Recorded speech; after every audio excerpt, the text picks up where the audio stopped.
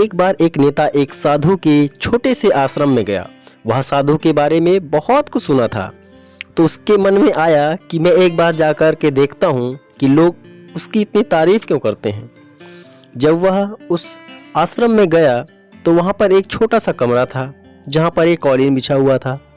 वहाँ पर कुछ लोग नीचे बैठे हुए थे और साधु जी सामने बैठे हुए थे। कुछ सवाल जवाब चल रहा था।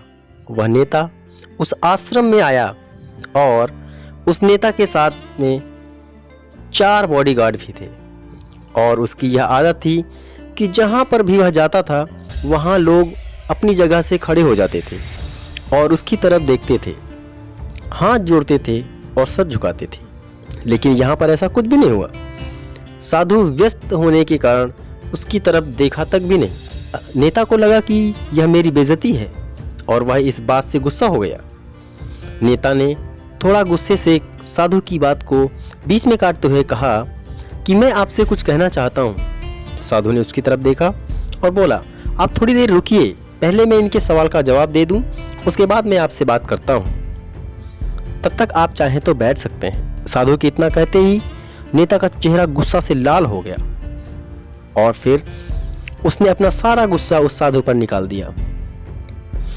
अभी तक वह नेता बहुत तमीज से आप कहकर बात कर रहा था, लेकिन अब वह तू तड़ाक पर उतर आया। नेता ने उस साधु को कहा, तुझे पता भी है मैं कौन हूं और तू किससे बात कर रहा है? साधु ने उसकी तरफ देखा और कहा, मुझे इससे कोई फर्क नहीं पड़ता कि आप कौन हैं, लेकिन आप जो कोई भी हैं, अगर आप चाहते हैं कि मैं आपके सवाल का जवाब दूं या आपसे बात करूं तो आपको कुछ देर रुकना होगा।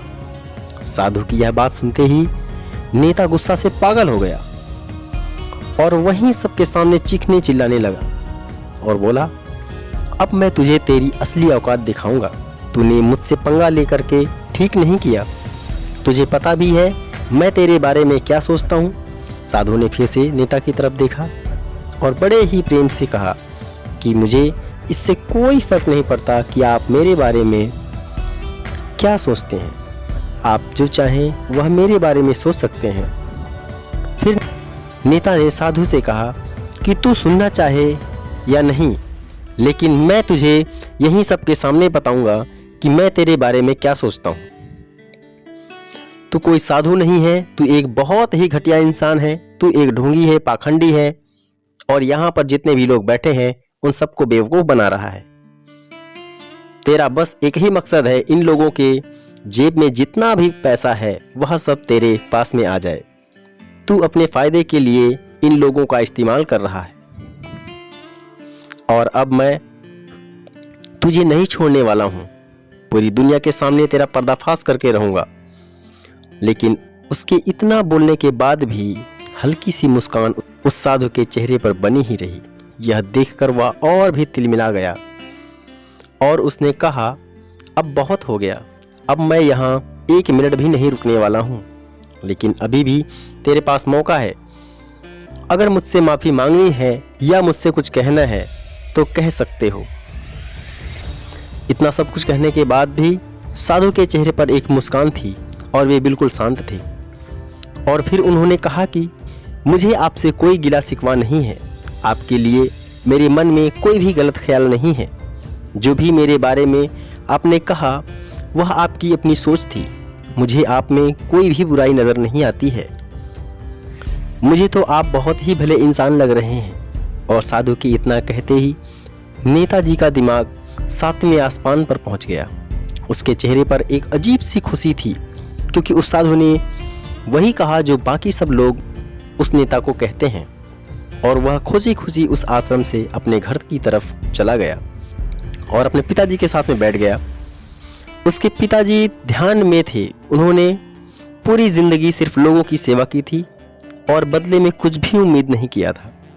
थोड़ी देर बाद जब उन्होंने अपनी आँख खोली और अपने बेटे को अपने साथ में बैठे हुए देखा तो उनके बेटे के चेहरे पर आज एक अजीब सी खुशी थी जो आज से पहले उन्होंने कभी नहीं देखी थी।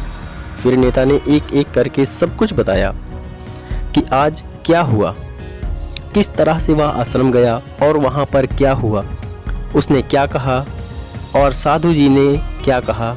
जब उसके पिताजी ने पूरी बात सुनी तो थोड़ा सा मुस्कुराए और अपने बेटे को देखकर बोले कि उन्होंने तुम्हारी तारीफ नहीं की, क्योंकि उन्होंने वो नहीं कहा जो तुम वास्तव में हो, उन्होंने वो कहा जो वास्तव में वे खुद हैं। और तुमने जो भी कुछ उनको कहा वो नहीं कहा जो वास्तव में वे हैं, बल्कि तुमने वो कहा जो तुम वास्तव में खुद हो।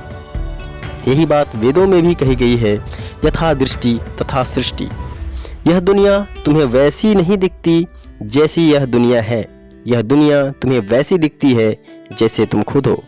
जिसकी नज़र जैसी है उसके लिए यह दुनिया वैसी ही है। तो अगर तुम अपनी दुनिया को बदलना चाहते हो तो उसका सिर्फ और सिर्फ एक ही तरीका है कि अपनी नज़रिया को बदलो। तो दोस्तों, यह थी हमारी आज की कहानी। उम्मीद करते हैं आपको पसंद आई होगी। इस कहानी के बारे में आपका क्या कहना है कमेंट करके हमें ज़रूर बताएं। वीडियो को लाइक करके चैनल को सब्सक्राइब कर लीजिए, साथ में घंटी को भी ज़रूर दबाएं, जिससे आने वाली सभी वीडियो आपको तुरंत मिले। दोस्तों, फिर मिलते हैं अगली वीडियो में, तब तक के लिए शुक्रिया।